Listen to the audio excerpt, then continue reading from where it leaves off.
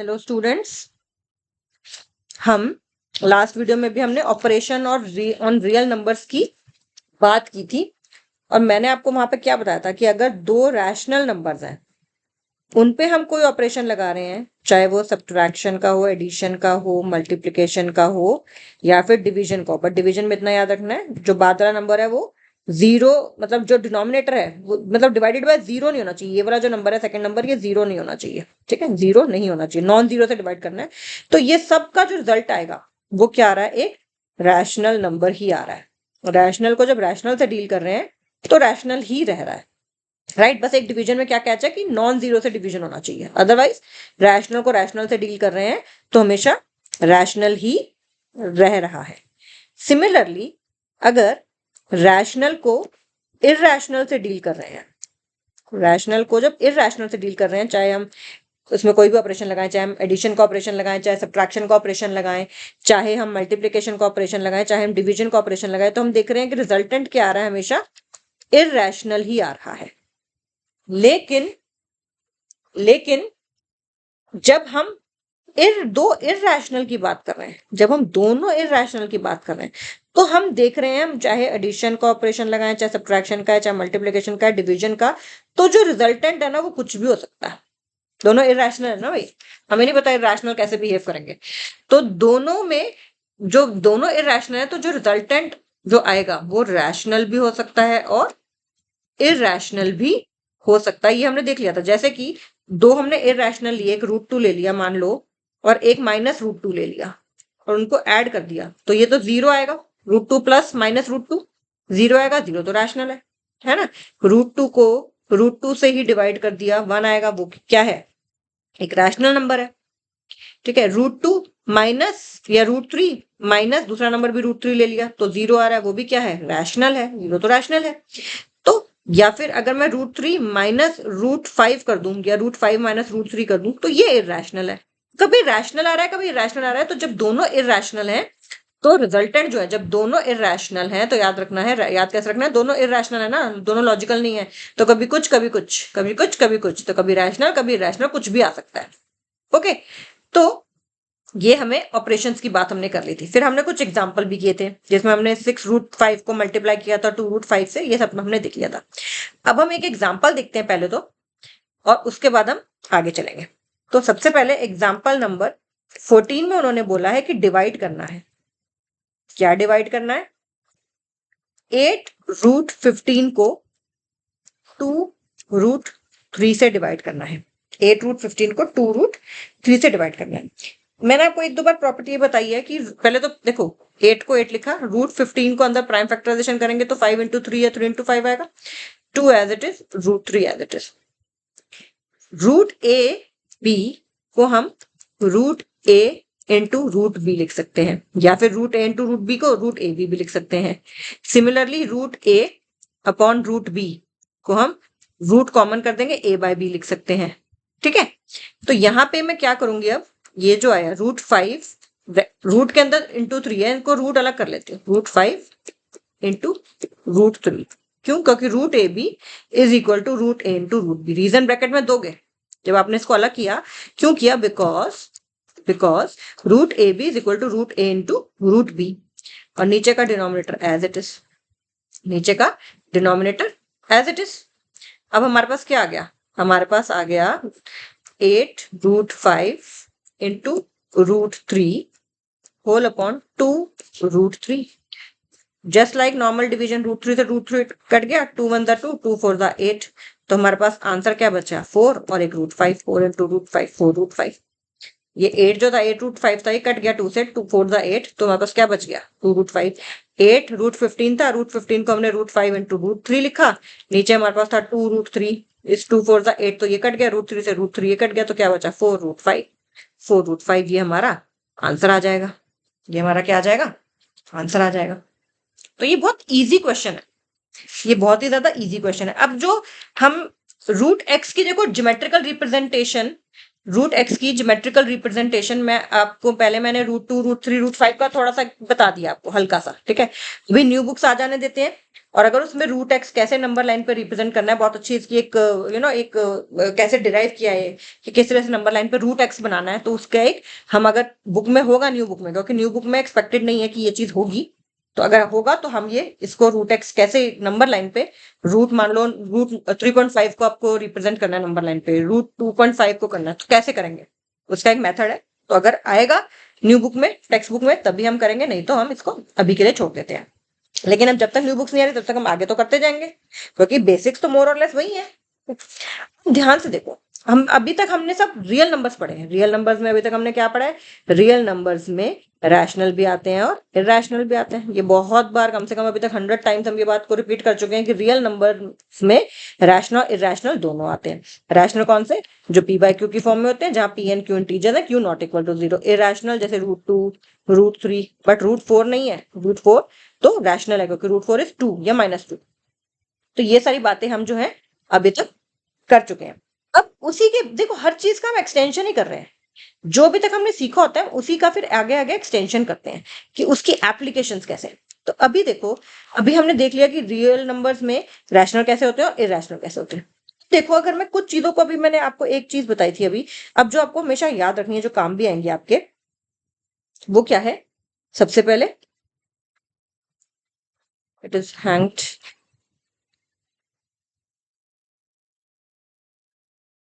सबसे पहले तो √a into √b, √a into √b जो है वो क्या होता है? √ab। बेसिकली जो अभी हमने किया था, √15 को हमने क्या लिखा था? √5 इंटू √3, अलग अलग रूट कर लिया था। वही वाली जो आइडेंटिटी है, ये हमें बहुत बार याद आएंगी, ठीक है। ये आइडेंटिटीज हमें यूज भी करनी होंगी बार बार। ऑलराइट, तो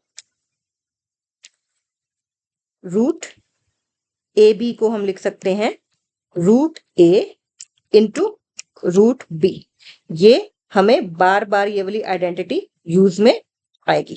तो एक तो है सबसे पहले ये वाली आइडेंटिटी, फिर इसी तरह से एक डिवीजन वाली भी है जो बताई थी अभी अब आपको।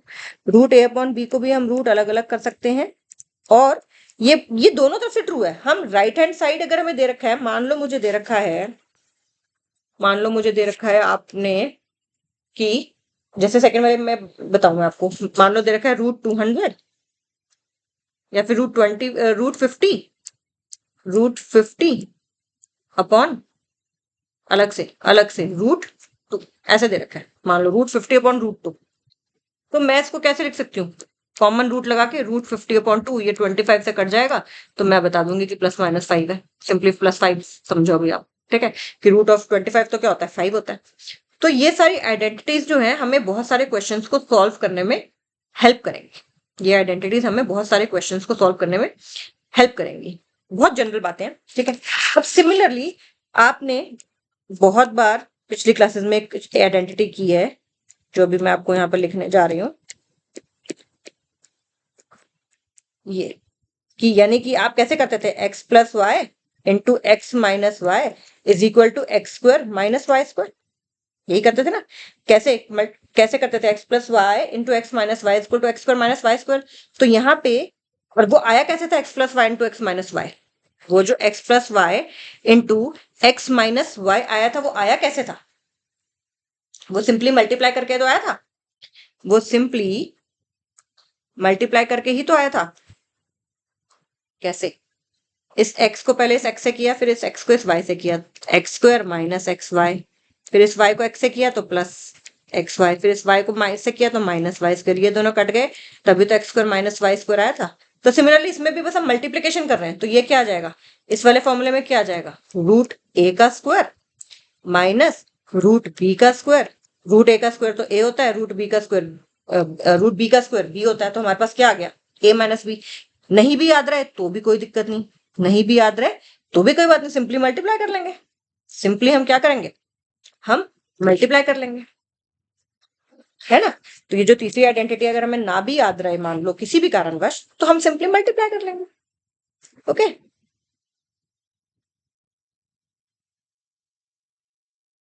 अब नेक्स्ट में उसी की ही एप्लीकेशन है। मान लो ए है, पहली ब्रैकेट में ए है प्लस दूसरा वाला रूट भी है, एक रैशनल है एक इरेशनल है, ठीक है।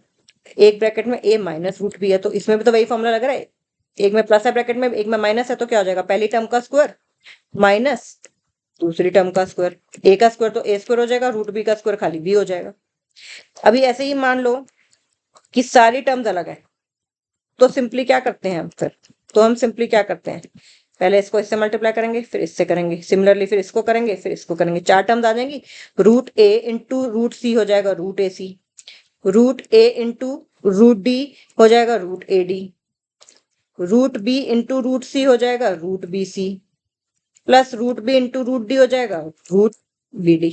मतलब ये बस अभी देख लो, बाकी आपको सब आ जाएगा, बाकी आपको सब आ जाएगा, और इसका यूज क्या है ना, ये भी आ जाएगा, इसका आपको यूज क्या है वो भी आ जाएगा। आपने 8th क्लास में 3 आइडेंटिटीज मेजर पढ़ी थी, ए प्लस बी का whole square which is equal to, आपने 8th क्लास में कौन सी 3 आइडेंटिटीज पढ़ी थी, ए प्लस बी का whole square is equal to a square plus 2ab plus b square. वो आई भी कैसे थी देखा जाए तो, इस ए प्लस बी का होल स्क्वायर का मतलब यही तो है, a plus b into a plus b, तो वो भी तो ऐसे आई थी, पहले ए को ए से मल्टीप्लाई किया आया ए स्क्वायर, फिर ए को बी से मल्टीप्लाई किया तो आया ए बी, फिर बी को ए से मल्टीप्लाई किया तो आ गया ए बी, और फिर बी को बी से मल्टीप्लाई किया तो आ गया बी स्क्वायर। लाइक हमेशा लाइक लाइक ऐड कर दो, a b plus a b 2ab plus b square, ऐसे तो आया था। सिमिलरली ए माइनस बी का होल स्क्वायर आपने पढ़ा था, वो भी ऐसे मल्टीप्लाई करके सॉल्व करोगे तो क्या आएगा, a square minus 2ab plus b square. और जो पुरानी क्लासेस में कर लिया वो हमेशा चलता ही रहेगा भाई, वो तो आगे आगे, वो तो उसके आगे की ही चीज हम बात करेंगे, उसके आगे की चीजों की ही एप्लीकेशन करेंगे। 3 आइडेंटिटीज पढ़ी थी आपने 8th क्लास में, पहली ये, दूसरी ये, और एक क्या, ए स्क्वायर माइनस बी स्क्वायर क्या होता है, एक ब्रैकेट में ए प्लस बी, एक ब्रैकेट में ए माइनस बी, और आई कैसे मैंने आपको बता दिया, इंटू ए स्क्वायर माइनस का ए बी, ये प्लस का a b, minus a b plus a b cut गया, और ये माइनस का बी स्क्वायर, तभी तो a square minus b square आया। आए कैसे फॉर्मूले, ये होल स्क्वायर है ना, तो यानी कि उसी टर्म को उसी टर्म से मल्टीप्लाई कर दिया, प्लस बी को ए प्लस बी से मल्टीप्लाई कर दिया। होल स्क्वायर का मतलब यही तो होता है कि उसी एक नंबर को उसी से मल्टीप्लाई करना, तभी तो होल स्क्वायर कहलाता है। तो ये आपने सब किया है। अब हम आगे के एग्जाम्पल पे आते हैं। एग्जाम्पल नंबर 15 में उन्होंने बोला सिंप्लीफाई करना है, सिंप्लीफाई करना है जितना आप कर सकते हो, ठीक है, सिंप्लीफाई कर दो, सिंपल कर दो चीजों को। तो उन्होंने दिया हुआ क्या है, एक ब्रैकेट में दिया है 5 प्लस रूट 7, एक में दिया है 2 प्लस रूट 5। आपको कोई फॉर्मूला याद रखने की जरूरत नहीं है, यहाँ पे तो वैसे भी सारी टर्म्स अलग है, तो क्या करेंगे, नॉर्मल मल्टीप्लीकेशन, ठीक है। कई बच्चों को इस तरह से लिखना अच्छा लगता है कि पहले 5 को इस पूरी ब्रैकेट से मल्टीप्लाई कर दो, ठीक है, प्लस फिर इस रूट 7 को इस पूरी ब्रैकेट से मल्टीप्लाई करना कर दो, तो ये क्या हो जाएगा, 5 to the 10 plus 5 root 5 plus 2 root 7 plus root 35, क्योंकि रूट 7 इंटू रूट 5 रूट 35 आ जाएगा। कई बच्चों को तो ऐसे अच्छा लगता है, और ये है 2 रूट 7, ठीक है। तो एक तो ये तरीका है, दूसरा तरीका क्या जो मैंने आपको बताया, एक से एक को सबको सबसे मल्टीप्लाई करना है, सबको सबसे मल्टीप्लाई करना है, तो वो कैसे करेंगे, कैसे करेंगे हम, पहले इस 5 को 2 से मल्टीप्लाई किया, ब्रैकेट डाल दो, कंफ्यूजन होती है तो मैं हमेशा बच्चों को कहती हूँ ब्रैकेट डालो, प्लस फिर इसी 5 को, पहले 5 का काम करते हैं ना, इसी 5 को रूट 5 से मल्टीप्लाई कर दिया, ब्रैकेट पुट कर दो, प्लस अब इस रूट 5 तो सबसे हो गया, उस वाली ब्रैकेट के सारी चीजों से हो गया, 3 टर्म होती है सेकंड ब्रैकेट में तो तीनों से करते हैं। अब आ जाते हैं इस रूट 7 पे, प्लस रूट 7 को उस ब्रैकेट की पहले टर्म से किया, ब्रैकेट डाल लो, प्लस रूट 7 को रूट 5 से किया, ब्रैकेट डाल लो, ताकि कोई कंफ्यूजन ही ना रहे। 5 इंटू 2 अब सॉल्व करते जाओ, सिंप्लीफाई करना है ना, 10 5 रूट 5 5 रूट 5 ही रहेगा, 2 रूट 7 रूट 7 इंटू 2 मैंने आपको बताया था जनरली रैशनल नंबर पहले लिख लेते हैं, तो 2 रूट 7 और रूट 7 इंटू रूट 5 क्या हो जाएगा, रूट 35। क्यों, क्योंकि रूट 7 इंटू रूट 5 हमें पता है रूट 7 इंटू 5 हो जाएगा विच इज रूट 35। अब देखो क्या कोई भी लाइक टर्म्स है, मैंने आपको क्या बताया था, मल्टीप्लीकेशन अनलाइक में हो जाता है, तभी तो हुआ ना, तभी तो ये 5 इंटू रूट 5 क्या हो गया, 5 रूट 5 लिख दिया सिंपली हमने, 2 इंटू रूट 7 क्या लिख दिया, 2 रूट 7 लिख दिया। लेकिन क्या ये और सिंप्लीफाई हो सकता है, क्योंकि लाइक टर्म्स में सिर्फ लाइक टर्म्स ही ऐड कर सकते हैं, और अनलाइक में अनलाइक को हम ऐड और सब्ट्रैक्ट नहीं कर सकते, मल्टीप्लीकेशन कर सकते हैं। तो अब देखो कोई भी चारों टर्म में से कोई भी एक जैसी नहीं है, कोई भी एक जैसी नहीं। अगर यहाँ पे 2√5 होता मान लो, तो हम 5√5 प्लस 2√5 को 7√5 लिख देते, या फिर यहाँ √5 ना होके यहाँ √7 होता, 5√7, तो हम 5√7 प्लस 2√7 7√7 लिख देते। और ये √35 है, इसके कॉम्पोनेंट्स √7 और √5 है, लेकिन ये टर्म अलग है क्योंकि प्रोडक्ट है √7 और √5 का। तो हमारा आंसर बस इतना सही आएगा, हमारा आंसर बस इतना सही आएगा। इसको हम और सिंप्लीफाई नहीं कर सकते, इसको हम और सिंप्लीफाई अब नहीं कर सकते। अगर इसी तरह से और हम देखें, इसी तरह से अगर हम इसका सेकंड पार्ट देखें, 5 प्लस √5 इंटू 5 माइनस √5, ये तो आपको आइडेंटिटी भी दिख रही है, plus b into a minus b which is a square minus b square. एक तरीका तो क्या आपको आइडेंटिटी दिख रही है, ए का square minus second term b का स्क्वायर, 5 का स्क्वायर हो गया 25, √5 का स्क्वायर हो गया 5, तो आंसर कितना आ जाएगा 20। अगर आइडेंटिटी ना याद रहे और अगर आप आइडेंटिटी यूज करोगे तो यू शुड ऑल्सो राइट कि x plus y into x minus y is equal to x square minus y square. वही तो यूज किया हमने, ये x है ये y है, x प्लस वाई हो गया, ये भी x और y सेम वैल्यू है, एक ब्रैकेट में x प्लस वाई है, एक ब्रैकेट में x plus x minus y है, और उसकी वैल्यू क्या होती है x square minus y square, यानी कि पहली टर्म का स्क्वायर माइनस दूसरी टर्म का स्क्वायर। एक है सिंपली 5, एक है √5। एक तरीका तो ये आइडेंटिटी यूज कर लो, जो कि आपको 8th क्लास से आपको बहुत अच्छे से लर्न भी है, तो you can easily use it also, right. लेकिन अगर मान लो आपको आइडेंटिटी ना याद आ रही हो, ठीक है, आपको आइडेंटिटी इसलिए कराई जाती है क्योंकि इट मेक्स थिंग्स इजी। और अगर क्वेश्चन में आपको बाय चांस अगर आइडेंटिटी याद नहीं आ रही, अगर तो आइडेंटिटी 8th क्लास में तो क्या लिखते थे, यूजिंग आइडेंटिटी, ये वर्ड भी लिखते थे 8th क्लास में, using identity solve it, using identity solve it. हमें सीधा सीधा दिख रहा है दोनों टर्म सेम है, बस साइन का डिफरेंस है, दोनों टर्म सेम है, दोनों में पहली टर्म 5 है, दूसरी टर्म √5 है। तो हमने क्या किया, फॉर्मूला लगाया, a plus b into a minus b इस a का स्क्वायर माइनस माइनस बी का स्क्वायर, राइट। और हमारे पास क्या आ गया, 5 का स्क्वायर होता है 25, √5 का स्क्वायर होता है 5, 25 में 5 का 20। अगर ना याद रहे तो फिर वही नॉर्मल मल्टीप्लीकेशन करो, 5 इंटू 5 25, 5 इंटू -5 -5 √5 प्लस, अब √5 इंटू 5 प्लस का 5 √5, √5 इंटू √5 और लेकिन साथ में माइनस का साइन है, तो √5 इंटू √5 5, तो 25 माइनस 5 20। But I would like you to use the identity, I would like you to use the identity, जब जहां पे भी बिल्कुल साफ साफ आपको दिख रहा है कि आइडेंटिटी कैन बी यूज्ड, जहां पे भी आपको दिख रहा है साफ साफ कि आइडेंटिटी कैन बी यूज, तो वहां पे आइडेंटिटी ही यूज करो। लेकिन किसी कारणवश आपको आइडेंटिटी ना याद रहे तो आप फिर अपना नॉर्मल मल्टीप्लिकेशन मेथड यूज करो, तो आप अपना नॉर्मल मल्टीप्लिकेशन मेथड को यूज कर सकते हो। ओके, एक और पार्ट देखते हैं, √3 प्लस √7 का होल स्क्वायर। तो ये किसका फॉर्मूला बन गया, a प्लस बी का होल स्क्वायर, उसकी वैल्यू क्या होती है a square plus 2ab plus b square, ये a है ये b है। तो अगर मैं इस आइडेंटिटी को यूज करूं तो पहली टर्म का square plus 2 into a b, यानी कि पहली 2 इंटू पहली टर्म इंटू दूसरी टर्म प्लस दूसरी टर्म का होल स्क्वायर, ये होता है ना। क्या होता है a प्लस बी का होल स्क्वायर, a पहली टर्म है b दूसरी टर्म है, तो पहली टर्म का होल स्क्वायर आएगा, फिर ट्वाइस ऑफ पहली इंटू दूसरी, प्रोडक्ट कर लेंगे दोनों टर्म्स को, प्रोडक्ट करके 2 से मल्टीप्लाई 2ab, एंड फिर दूसरी टर्म का स्क्वायर। अब √3 का स्क्वायर क्या होता है, √3 का स्क्वायर का मतलब है √3 इंटू √3, यानी कि √9, और √9 क्या होता है 3, तो ये तो आ गया 3। सिमिलरली ये क्या आ जाएगा 7, √7 इंटू √7 क्या होगा, √7 इंटू 7 यानी कि √49 यानी कि 7। और ये क्या हो जाएगा 2, इसको हम क्या लिख देंगे, ऐसे लिख सकते हैं, फॉर्मूला बताया था। तो ये क्या हो गया 2√21 प्लस 7, ये दोनों लाइक टर्म्स हैं, इनको प्लस कर दो, वो अनलाइक टर्म है उसको एज इट इज छोड़ दो, तुम्हारे पास आंसर क्या आ गया 10 प्लस 2√21, 10 प्लस 2√21। क्यों, क्योंकि 3 और 7 लाइक टर्म्स है, इनको हमने सॉल्व कर दिया 3 + 7।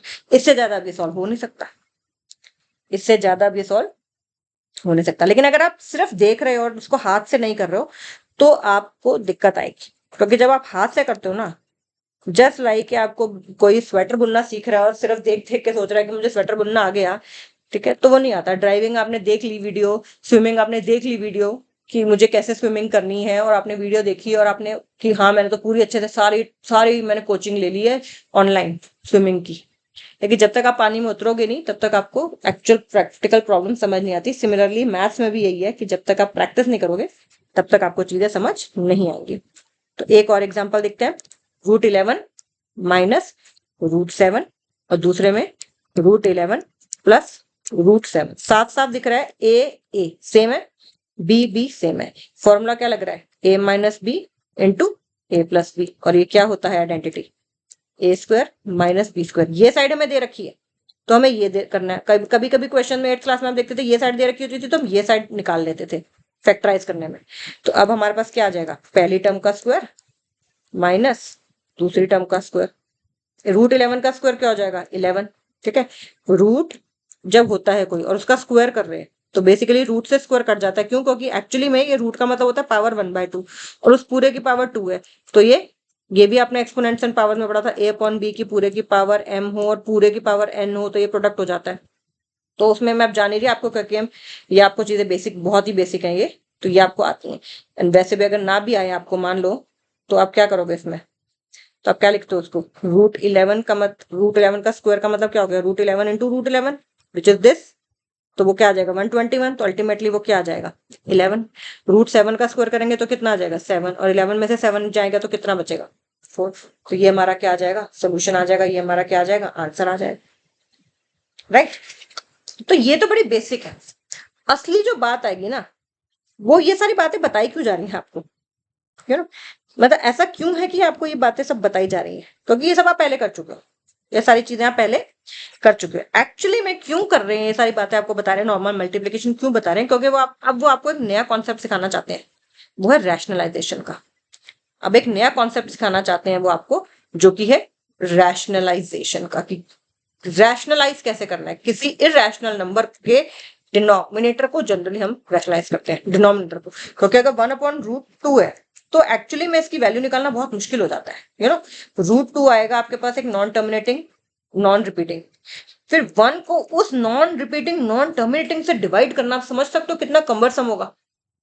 तो थोड़ी सी चीजों को इजी करने के लिए रैशनलाइजेशन का कॉन्सेप्ट जो है वो इंट्रोड्यूस अब किया जाएगा, जो कि बहुत इंटरेस्टिंग है, और जो कि अब हम उसको अगली क्लास में करते हैं, ठीक है। Okay bye, take care and do subscribe to the channel and share with your friends also. Okay bye, take care.